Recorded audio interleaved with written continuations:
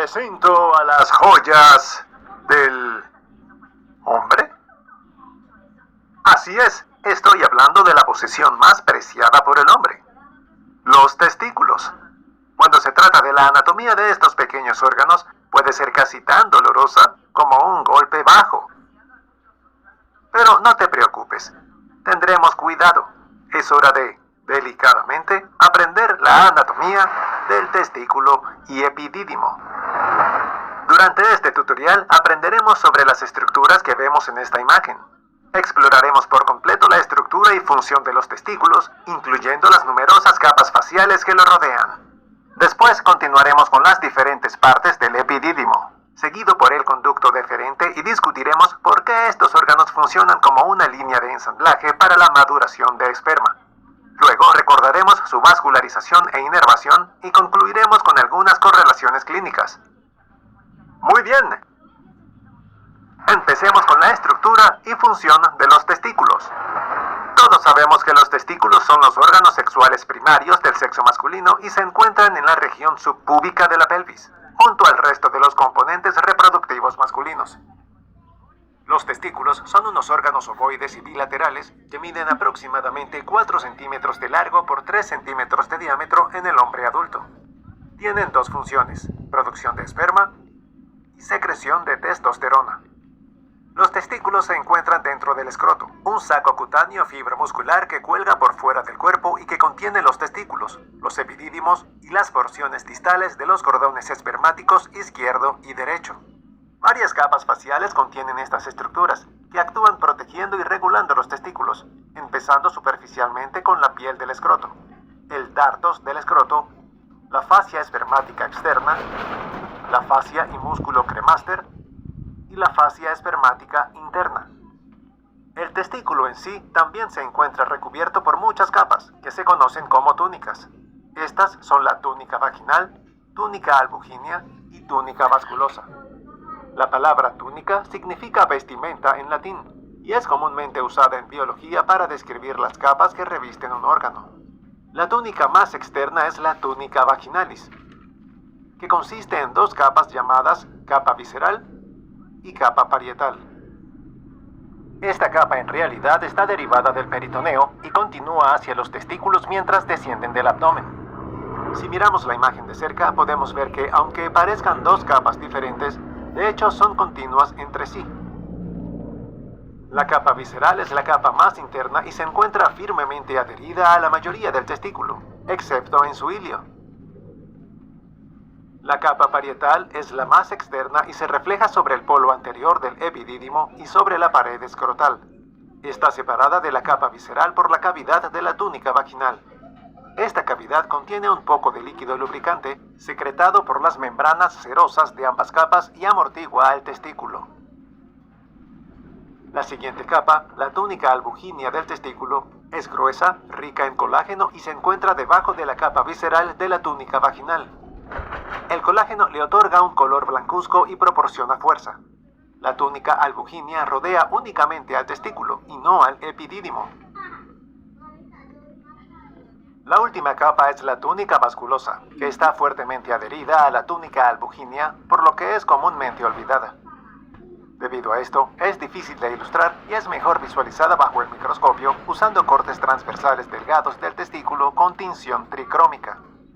La túnica vasculosa es una capa rica en tejido vascular y contiene un plexo de vasos sanguíneos que se extiende sobre el aspecto interno de la túnica albuginea y suministra nutrientes a las células testiculares. Creo que ahora podemos quitarnos estas capas de encima y enfocarnos en las estructuras internas de los testículos.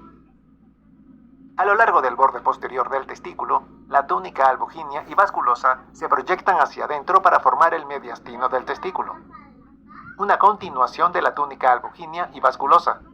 Este es un tejido conjuntivo fibroso grueso y actúa más o menos como una vía de paso para la entrada y salida de los vasos sanguíneos y la red testicular.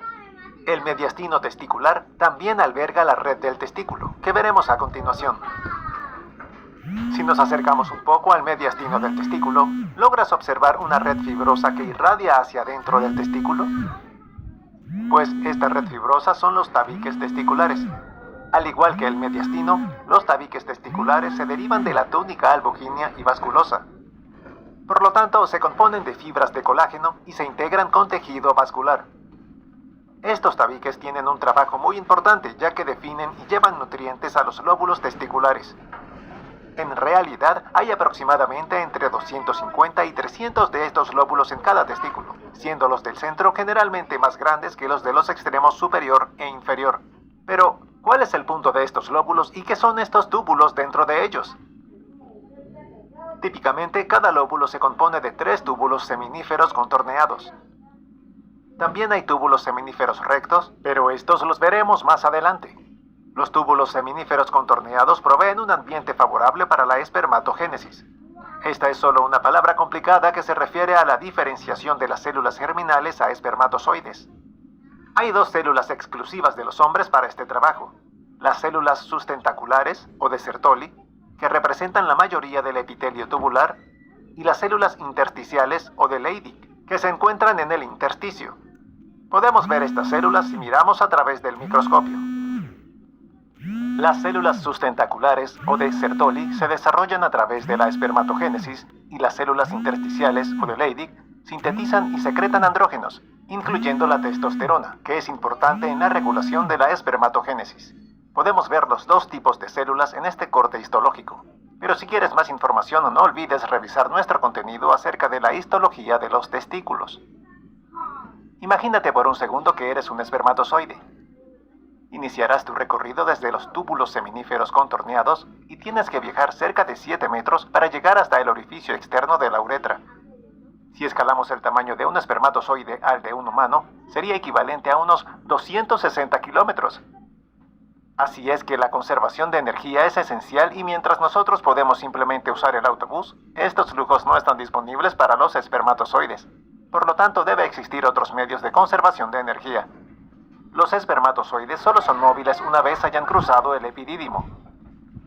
Hasta entonces, el transporte del esperma depende del flujo de líquido causado por las contracciones peristálticas del músculo liso en los túbulos seminíferos contorneados. El flujo de líquido primero transporta el esperma a los túbulos seminíferos rectos. Aquí no ocurre espermatogénesis y estos túbulos sirven como intermediarios entre los túbulos seminíferos contorneados y la red del testículo. Como vimos antes, los túbulos seminíferos rectos están rodeados de músculo liso que ayudan al flujo de líquidos. La red del testículo se ubica en el mediastino testicular y consiste en una red de conductos que se anastomosan y que no están recubiertos por músculo liso como los túbulos seminíferos.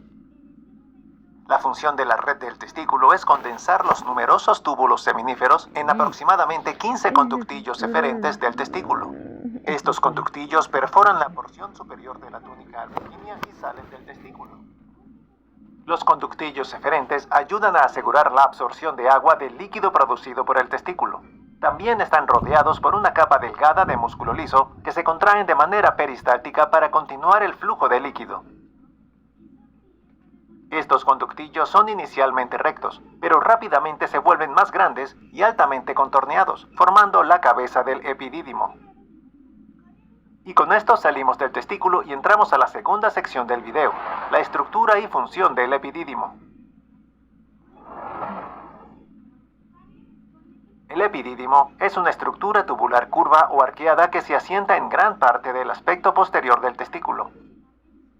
Se divide en 3 regiones principales: la cabeza, el cuerpo y la cola. Como mencionamos antes, la cabeza del epidídimo está encapsulada por la capa parietal de la túnica vaginal.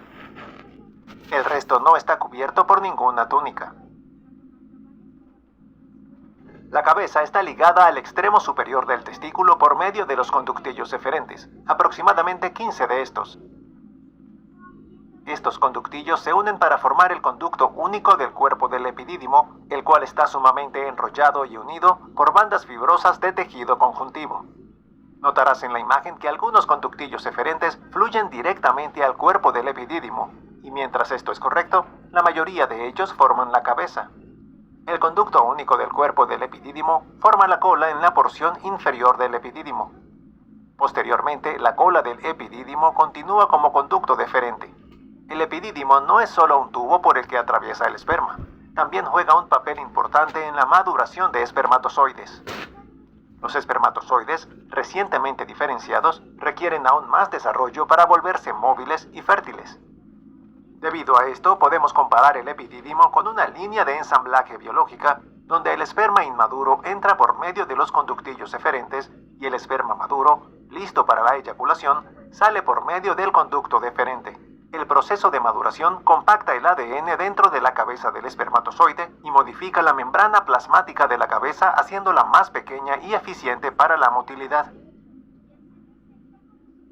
Si desenrollamos el epidídimo, este puede llegar a medir más de 6 metros de longitud. De ahí a que un espermatozoide típicamente le tome 12 días en atravesarlo, suficiente para madurarse. Como el espermatozoide aún es inmóvil, el epidídimo está envuelto por músculo liso, que se contrae de manera peristáltica propulsando el esperma hacia el conducto deferente. El conducto deferente es la continuación de la cola del epidídimo y mide más o menos 45 centímetros de largo. Su función es sacar el esperma del escroto y llevarlo hacia los conductos eyaculadores. Como puedes ver en esta imagen, el conducto deferente empieza un poco contorneado, pero luego se endereza al ascender dentro del cordón espermático detrás del testículo. Sale del escroto a través del conducto inguinal y luego deja el cordón espermático en el anillo inguinal profundo. Antes de terminar, rápidamente refresquemos nuestra memoria con la vascularización e inervación de los testículos y epidídimo. Los testículos están irrigados por las arterias testiculares, que se originan de la aorta abdominal justo por debajo de las arterias renales, recordándonos el origen de los testículos en la cavidad abdominal. Su drenaje venoso está dado por un plexo conocido como plexo pampiniforme, que desemboca en las venas testiculares. La vena testicular derecha drena en la vena cava inferior, mientras que la vena testicular izquierda drena en la vena renal izquierda. El drenaje linfático de los testículos corre junto a las arterias testiculares hasta llegar a los ganglios linfáticos lumares. Finalmente, los testículos reciben su inervación autonómica simpática por medio del plexo testicular, el cual se origina de los ganglios paraaórticos. Y con esto concluimos el complicado viaje por el testículo y epidídimo. Mencionemos las correlaciones clínicas antes de irnos. La torsión testicular es una condición espontánea que ocurre comúnmente justo después del nacimiento o en la pubertad. Cada año ocurre en aproximadamente 1 de cada 15.000 hombres menores de 25 años y se presenta como dolor testicular súbito y severo. El testículo en sí puede presentar inflamación y desplazamiento en el escroto como resultado del acortamiento del cordón espermático. Usualmente se diagnostica usando ultrasonido.